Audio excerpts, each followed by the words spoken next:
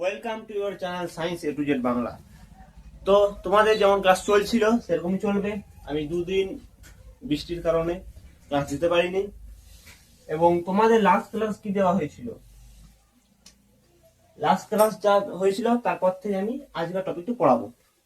এবং তোমাদের জন্য আমি একটা জিনিস ভেবেছি, যেটা আমি ক্রমপ্রকাশ করছি না।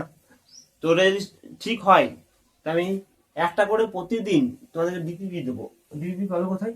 আমাদের যে ডেসক্রিপশন বক্সটা লিঙ্ক থাকবে গুগল ড্রাইভের, ওখানে যাবে। ওখানে যাওয়ার পর এই যে ক্লাসটা হবে, এই ক্লাসের নোট এবং ভিডিও রেকর্ডিং ওখানে পেয়ে যাবে। ওখানে প্রতিদিন তোমরা ডিপিপি পাবে, প্র্যাকটিস সেট পাবে এবং নোট পাবে। তোমাদের নোটটা আমি দিয়ে দিয়েছিলাম, এবারে আগের ভিডিওতে দিয়েছিলাম, তো দেখে নিও যারা দেখুন। তো আজ আমি পড়াবো তোমাদেরকে অভিব্যক্তি অভিযোজন, যারা জানো না কি পড়া হচ্ছে, নতুন অভিব্যক্তি ও অভিযোজন। হ্যাঁ,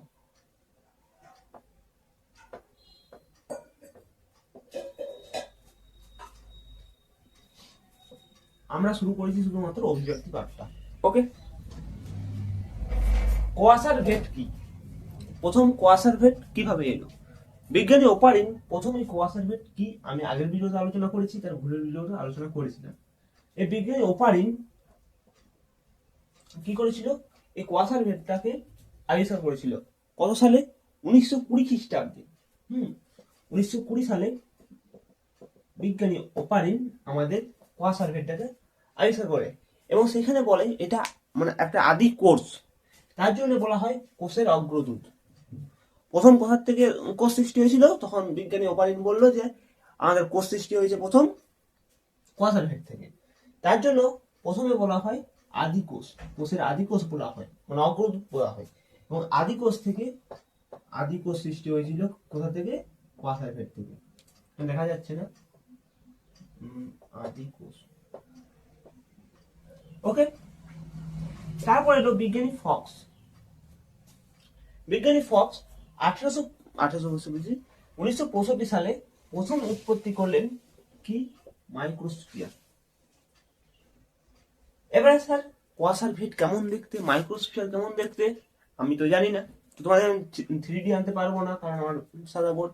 তো তোমরা যদি তোমরা একটা আছে কি বলে ওয়েবসাইট, বায়োলজি 3D ভিডিও লিখবে, মানে ওয়েবসাইটটা পেয়ে যাবে, তোমাদেরকে 10টা ভিডিও ফ্রি দেখাবে ওখানে। হ্যাঁ, তো যদি এটা পারো তো ওখান থেকে তোমরা 3D ভিডিওটা মডেলটা দেখে নিও। হ্যাঁ, তো কোয়াসার ভেট একটা দুটি পর্দা হয়, এটা হয় দ্বি পর্দা বিশিষ্ট। ওকে, দ্বি পর্দা বিশিষ্ট হয় কি? কোয়াসার ভেট। হ্যাঁ, তার মধ্যে আমাদের 50% থাকে প্রোটিন। তিনটি জিনিস নিয়ে কোয়াসার ভেট গঠিত হয়েছে: প্রোটিন, ফ্যাট এবং অ্যামাইনো অ্যাসিড, এই কার্বোহাইড্রেট, সরি অ্যামাইনো অ্যাসিড বললাম, কার্বোহাইড্রেট। এই তিনটি জিনিস নিয়ে আমাদের কি তৈরি হয়েছিল? কোয়াসার ভেট। তার মধ্যে আমাদের প্রোটিন ছিল, আমাদের যে কোর্স, কোর্সের মধ্যে প্রোটিন ছিল 50% এবং ফ্যাট ছিল 25% এবং কার্বোহাইড্রেট ছিল 25%।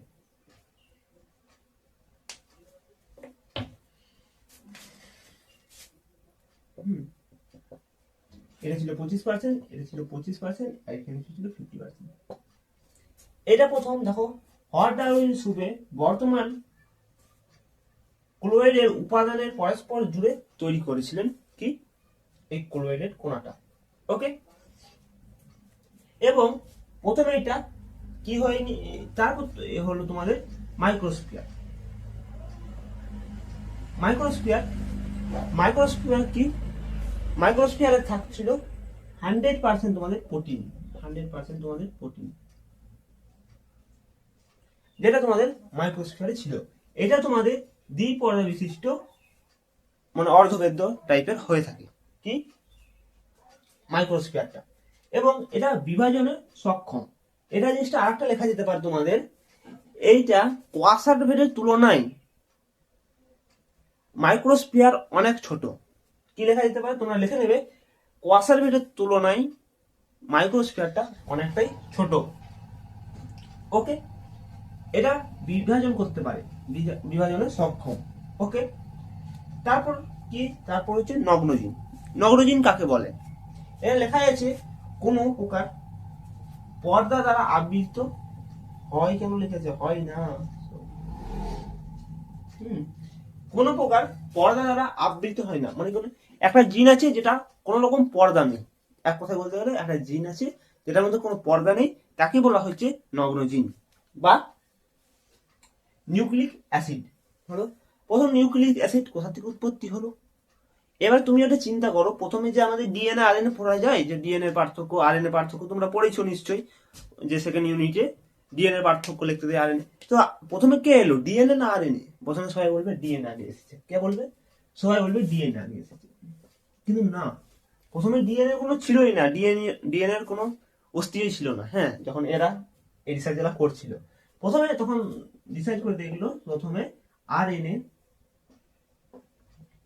রাইবো নিউক্লিক অ্যাসিড সে প্রথমে এসেছিল। প্রথম সৃষ্টি নিউক্লিক অ্যাসিড হলো আরএনএ। তার জন্য একে world of RNA K hypothesis বলা হয়। ওয়ার্ল্ড অফ হাইপোথিসিস না কি একটা ছিল, ওটা বলা হয়। হ্যাঁ, এবং পরবর্তীকালে ডিএনএ সৃষ্টি হয়। কোথা থেকে সৃষ্টি হয়েছিল? আরএনএ থেকে ডিএনএ সৃষ্টি হয়েছিল। সবাই বলে আরএনএ ডিএনএ এর মধ্যে পার্থক্য লিখতে দাও, ডিএনএ এবং আরএনএ মধ্যে পার্থক্য। তো প্রথমে এটাই লিখতে পারবে তোমরা যে আরএনএ সৃষ্টি হয়েছিল প্রথমে এবং ডিএনএ তারপরে সৃষ্টি হয়েছিল, তার পরিবর্তনকালে ডিএনএ সৃষ্টি হয়। আরএনএ প্রতিলিপিকরণে সাহায্য করে এবং আরএনএ প্রতিলিপিকরণে সাহায্য করে। তাহলে এই স্লাইডে আমরা কি পড়লাম? তোমরা ভাবছো যে অত স্পিডে স্যার পড়িয়ে দিচ্ছে, তো তোমরা আমাকে বলবে, রেকমেন্ড করবে কমেন্টে যে স্যার আমি লিখে পড়াবো না তোমাদেরকে এমনি লিখে নিয়ে আসবো। হাতে লেখা খারাপ হতে পারে, লিখে পড়াতে আমার কোনো অসুবিধা নেই, আর না লিখে পড়ালেও আমার কোনো অসুবিধা নেই। লিখে পড়ালে তোমাদের যেটা আমি 11 মিনিটের বা 12 মিনিটের ভিডিও দিই, ওটা হবে তোমাদের 30 থেকে 30 মিনিটের বা 25 মিনিটের। হ্যাঁ, এটা হচ্ছে তার পার্থক্য। ওকে, তার থেকে কোনো বিষয় আর আলাদা নেই। ওকে, তো তোমাদেরকে আমি আর একবার রিপিট করে দিচ্ছি। হ্যাঁ, প্রথম অপারিন কি তৈরি করেছিলেন? অপারিন তৈরি করেছিলেন কোয়াসারভেট। কত খ্রিস্টাব্দে? 1920। হ্যাঁ, 1920 খ্রিস্টাব্দে অপারিন প্রথম কি তৈরি করেছিলেন? কোয়াসারভেট। এবং মাইক্রোস্ফিয়ার কে তৈরি করলেন? বিজ্ঞানী ফক্স। বিজ্ঞানী ফক্স 1865 বার করে বলছি, সরি, 1965 খ্রিস্টাব্দে সে উৎপত্তি করেছিলেন কি? মাইক্রোস্ফিয়ার। ওকে, প্রথম যে কোলোয়েড কোয়াসারভেট, তার মধ্যে কি কি ছিল? তার মধ্যে ছিল প্রোটিন, ফ্যাট এবং কার্বোহাইড্রেট। ওকে, প্রোটিন, ফ্যাট এবং কার্বোহাইড্রেট। প্রোটিন কত ছিল? প্রোটিন ছিল তোমাদের মধ্যে 50%। কোয়াসারভেটে প্রোটিন ছিল 50%, ফ্যাট ছিল 25% এবং কার্বোহাইড্রেট ছিল 25%। এবং যেখানে দেখতে পেলে মাইক্রোস্ফিয়ারের মধ্যে পুরোটাই, যে মাইক্রোস্ফিয়ার পুরোটাই, সেখানে পুরোটাই ছিল কি? ফ্যাট, সরি ফ্যাট বলছি, প্রোটিন। পুরোটাই ছিল প্রোটিন এবং সেটা বিভাজন করতে পারে প্রোটিনটা। হ্যাঁ, এবং 100% প্রোটিন। তাহলে এখানে আর একটা জিনিস লেখা যেতে পারে, কিন্তু তোমাদেরকে বললাম যে কোয়াসারভেটের তুলনায় মাইক্রোস্ফিয়ার অনেকটাই ছোট। তারপর বললাম নগ্ন জিন কি? যেই জিনটা খুলে থাকে, হ্যাঁ, যে জিনটা খুলে থাকে, নগ্ন যে জিনটা খুলে থাকে তাকে বলা হয় নগ্ন জিন। কি লেখা আছে? কোনো প্রকার পর্দা, মানে কোনো জামা আছে, তার মধ্যে জামা পরে আছি, জামাটা খুলে থাকে, সেটা হচ্ছে নগ্ন জিন। হ্যাঁ, যেটা তুমি খালি গায়ে যদি থাকো তাহলে ছেলেরা দেখে, তো ওটা হচ্ছে নগ্ন জিন। মানে কোনো জামা খুলে থাকলে ওটা বলা হয় নগ্ন জিন। ওকে, ওটা লেখা আছে। প্রথম সৃষ্টি হয়েছিল আমাদের আরএনএ বা রাইবো নিউক্লিক অ্যাসিড। প্রথম নিউক্লিক অ্যাসিড সৃষ্টি হয়েছিল, পরে ডিএনএ, পরবর্তীকালে ডিএনএ সৃষ্টি হয়। তাহলে এই স্লাইডটা তোমাদের বোঝা গেছে কিনা, প্রথম স্লাইডটা ক্লিয়ার হয়েছে কিনা বলবে। এবং যেটা তোমাদেরকে বললাম, যদি কোনো ডাউট থাকে তাহলে ডাউটটা অবশ্যই কমেন্টে মেনশন করে যাবে। এবং তোমাদের জন্য আমি বললাম যেটা তোমরা কি কি এবারে ফলো করবে, যে ক্লাসটা হয়ে গেল, কি কি ফলো করবে। ফার্স্ট তোমরা কি কি ফলো করবে আমি বলে দিচ্ছি। আমার যেটা নোট, যেটা আমি ফ্রি দিয়েছি কোনো রকম টাকা ছাড়া, যে অনেক ছেলে আছে যারা বলবে আমি টাকা দিচ্ছি, টাকা দিয়ে নোট বিক্রি করছি। হ্যাঁ, কোনো একদম ফ্রি নোট, তোমাদের সেখানে কোনো রকম অসুবিধা থাকার কথা নেই, ফ্রি নোট। এর সঙ্গে কি পাবে? এর সঙ্গে নেক্সট দিন থেকে, আজ তোমাদের 4টা ক্লাসের পর তোমাদের 5 নম্বর ক্লাস থেকে কি পাবে? ডিপিপি, মানে ডেলি প্র্যাকটিস শিট। স্যার কোথায় পাবো? কমেন্টে ডেসক্রিপশনে দেওয়া থাকবে, স্যার চেক কোথায় করবো? চেক করার কোনো দরকার নেই, তোমরা নিজেরা সৎ হিসাবে করছো কিনা সেটা দেখবে। নোট থেকে কি করবে, এই যে কনসেপ্ট, এখান থেকে যা কোশ্চেন এসেছিল সেই নোট থেকে তোমরা দেখে নেবে। নোটটা দেওয়া আছে তোমাদের, আমি পিন কমেন্টে পিন করে দেবো নোটের লিঙ্কটা, যেটা ভিডিওটা ছিল সেটা আমি পিন করে দেবো। ওকে, নোটটা তোমাদের দেওয়া আছে, ডিপিপি দেওয়া আছে, প্লাস ক্লাস নোট, কিভাবে ক্লাস নোট, এই সব কিছু পেয়েছো তোমরা একদম ফ্রি। ওকে, তো আই থিঙ্ক আর কোনো ডাউট থাকার কথা নয়, এবং যা নোটে আছে সব তোমাদের 100% কমন আসবেই একদম মাধ্যমিক পরীক্ষাতে। ওকে, এবং টেস্ট পরীক্ষাতেও আসবে। তো নেক্সট স্লাইডটা দেখানো, নেক্সট পার্টে ওয়েলকাম তোমাদেরকে আবার। যেটা আমি পড়লাম যে আদিকোষ কি, যেটা আমি পড়লাম আদিকোষ মানে আদিকোষ দিয়ে সৃষ্টি হয়েছিল। তো এরপর যেটা পড়বো সেটা হচ্ছে জৈবিক বিবর্ধনের বায়োজনী। প্রথম পড়বো তোমাদের প্রোটোসেল। প্রোটোসেল কি করে উৎপত্তি হলো আমাদের। প্রোটোসেল কি করে উৎপত্তি হলো, কোয়াসারভেট বা মাইক্রোস্ফিয়ার গুলি। মাইক্রোস্ফিয়ার কি তোমাদেরকে পড়ালাম। মাইক্রোস্ফিয়ার গুলির মধ্যে নিউক্লিক অ্যাসিড ঘটলে তা প্রথমে আদিকোষ আকারে আকার পায়। যখন একটি কোয়াসারভেট এবং মাইক্রোস্ফিয়ার প্লাস আরএনএ, যেটা প্রথম সৃষ্টি হয়েছিল, এই তিনটে মিলে নয়, দুটো মিলে হবে, সরি, একটা কোয়াসারভেট বা মাইক্রোস্ফিয়ার, অথবা এটা, অথবা তোমাদের কোশ্চেন থাকে দেখবে যে বংশগতির জনককে, অথবা দেখা থাকলো তোমাদের প্রকরণ কাকে বলে, সেরকম কোয়াসারভেট অথবা মাইক্রোস্ফিয়ার, এই দুটোর মধ্যে একটি যে কোনো, প্লাস আরএনএ রাইবোনিউক্লিক অ্যাসিড, এই দুটোকে দিয়ে তৈরি হচ্ছে আমাদের আদিকোষ।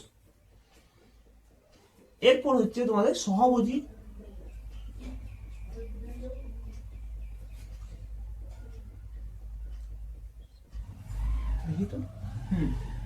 আদিকোষগুলি পুষ্টিগতভাবে রাসায়নিক পরভোজী ছিল। যখন আদিকোষ সৃষ্টি হয়েছিল তখন প্রথমে কি ছিল, পরভোজী। তারপর পরে রাসায়নিক সহভোজী, একটা সহভোজী জীবের নাম বলো, সহভোজী ব্যাকটেরিয়ার নাম বলো একটা। যেমন তোমাদের আছে সায়ানো ব্যাকটেরিয়া, এটা হচ্ছে সহভোজী ব্যাকটেরিয়া। হ্যাঁ, সায়ানো ব্যাকটেরিয়া হচ্ছে সহভোজী, আর পরভোজীটা তোমরা জানাবে, তোমাদের আছে কিনা জানি না, এটা পরভোজীটা তোমাদের 11-এ ছিল। তোমাদের টেনে পড়ো। জীবের উৎপত্তি ঘটে এবং আরো পরে সালোক সংশ্লেষকারী জীবের উৎপত্তি হয়, ফলে বায়ুমণ্ডলে মুক্ত অক্সিজেন আবির্ভাব ঘটে। মুক্ত অক্সিজেনের আবির্ভাব ঘটলো কি, অক্সিজেন যখন মুক্ত হয়ে গেল, মানে বেরিয়ে গেল। ওকে, যখন অক্সিজেন বেরিয়ে গেল তখন কিসে ঘটলো, সহভোজী উদ্ভিদ উদ্ভব হলো, সহভোজী। ওকে, যেমন সায়ানোব্যাকটেরিয়া। এবার হচ্ছে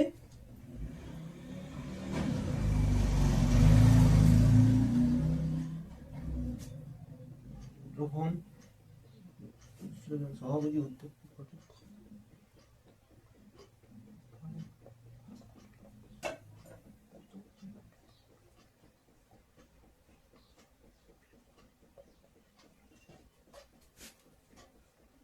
ইউক্যারিওটিক কোষের আবির্ভাব কি করে হলো। হ্যাঁ, ইউক্যারিওটিক কোষের আবির্ভাব প্রায় 1.5 বিলিয়ন বছর আগে স্থলভাগে মুক্ত অক্সিজেন শোষণক্ষরণ ইউক্যারিওটিক কোষের আবির্ভাব ঘটলো। ওকে, তাহলে তোমাদের আমি আজকে কি কি পড়ালাম আর আমি তোমাদের রিভাইজ করে দিচ্ছি এই স্লাইডে। হ্যাঁ, এই স্লাইডে পড়ালাম জৈব বিবর্ধনের বায়োজনী। জৈব বিবর্ধন কি করে হলো, কোয়াসারভেট এবং যে মাইক্রোস্ফিয়ার মধ্যে নিউক্লিক অ্যাসিড ঘটালে যা প্রথমে আদিকোষ মানে হয়েছিল আকার পায়, প্রথমে আদিকোষ আকার পায়। এই আদিকোষগুলি কি করে তৈরি হলো, কোয়াসারভেট বা মাইক্রোস্ফিয়ার, কোয়াসারভেট বা মাইক্রোস্ফিয়ার প্লাস আরএনএ বা রাইবো নিউক্লিক অ্যাসিড দিয়ে তৈরি হয়েছিল প্রথম আদিকোষ। ওকে, সহভোজী উদ্ভব কি করে হলো, সহভোজী কিভাবে আবির্ভাব হয়েছিল? আদিকোষগুলি পুষ্টিগতভাবে কি ছিল, পরভোজী, এবং পরে রাসায়নিক যে সহভোজী যে জীবের সহভোজী যে করলো, যেমন সায়ানো ব্যাকটেরিয়া, হ্যাঁ এগুলো হচ্ছে সহভোজী জীবের উৎপত্তি ঘটে, পরে সালোক সংশ্লেষকারী উদ্ভিদের উৎপাদন হয়। সালোক সংশ্লেষকারী কি উদ্ভিদ? তুমি যা যা দেখছো বাইরে, একটা উদ্ভিদ দেখছো, সেও সালোক সংশ্লেষ করছে। সালোক সংশ্লেষ কাকে বলে সেটা আমি এখন বলতে পারবো না। যারা অনেক দুর্বল, যারা জানো না সালোক সংশ্লেষ কাকে বলে, তাহলে তোমাদের ক্লাস 9-এ চ্যাপ্টার পড়তে হবে। প্রথম চ্যাপ্টারে আছে সালোক সংশ্লেষ কি কাকে বলে। হ্যাঁ, সালোক সংশ্লেষকারী জীবের উৎপত্তি হয়, ফলে বায়ুমণ্ডলে মুক্ত O2 আবির্ভাব ঘটে। যখন যখন সালোক সংশ্লেষ হয়ে গেলো, তখন O2 আমাদের আবির্ভাব ঘটলো। ওকে, মানে কি হলো, CO2 গ্রহণ করছে উদ্ভিদের। আগেরটা আমি ভুল বলে ফেলেছিলাম, আমি যে অক্সিজেন চলে গেল পৃথিবীতে, কিছুটা বলেছিলাম, হ্যাঁ তখন আমি এটা ভুল বলে ফেলেছিলাম। তো মুক্ত অক্সিজেন CO2 হয়, হ্যাঁ মানে O2 কেউ গ্রহণ করলো, কে গ্রহণ করবে O2? উদ্ভিদরা। না, CO2 কে গ্রহণ করবে? উদ্ভিদরা। এবং O2 বর্জন করবে উদ্ভিদরা, এবং সেই হিসাবে মানুষ কি করবে, O2 কে গ্রহণ করবে এবং CO2 কে বর্জন করবে। তো O2-র আবির্ভাব ঘটলো। এরপর এরকম করে হলো আমাদের জীবের সৃষ্টি। ওকে, তো এই স্লাইডটা বোঝা গেছে কিনা আবার বলে দেবে একদম। এবং আজকে আমি তোমাদেরকে কোশ্চেন বলবো। ওকে, দুটো কোশ্চেন বলবো যেগুলো তোমাদের পরীক্ষায় আসবে। কোশ্চেন গুলো তোমাদের আমি দেখলাম ইসে নেই, কি বলে, যে নোটটা দিয়েছিলাম সেখানে নেই। তো একটা কোশ্চেন আছে, একটা নেই। হ্যাঁ, ফার্স্ট কোশ্চেন, RNA DNA এর পার্থক্য নেই। RNA DNA এর পার্থক্য দিইনি। RNA কে হাইপোথিসিস কেন বলা হয় না, এরকম একটা কিছু ছিল। হ্যাঁ, দাঁড়াও 2 মিনিট দাঁড়াও। RNA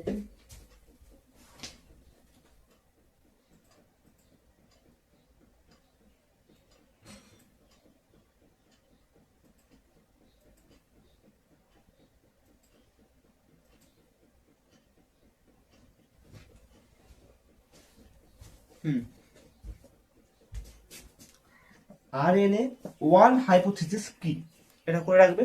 আর একটা হচ্ছে কোয়াসারভেট কি, দুটো করে রাখবে। বা গুরুত্ব, কোয়াসারভেটের গুরুত্ব আরামসে পারবে, যারা ক্লাস করেছে মন দিয়ে আরামসে কোয়াসারভেটের গুরুত্ব পারবে।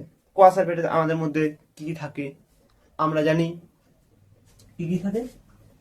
প্রোটিন থাকে 50%, ফ্যাট থাকে, তো ফ্যাট 25%। যারা করেছো ক্লাসগুলো সেগুলো তারা অবশ্যই তারা ভালো করে পারবে।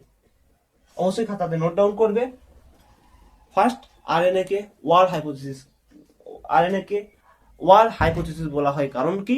কোয়াসারভেটের গুরুত্ব।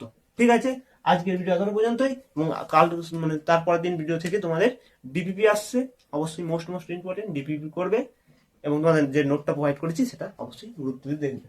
তো আজকের পর্যন্ত এতটাই। নেক্সট ক্লাস আবারও কোনো একটা পর্ব নিয়ে দেখা হচ্ছে, ততক্ষণ পর্যন্ত বাই বাই।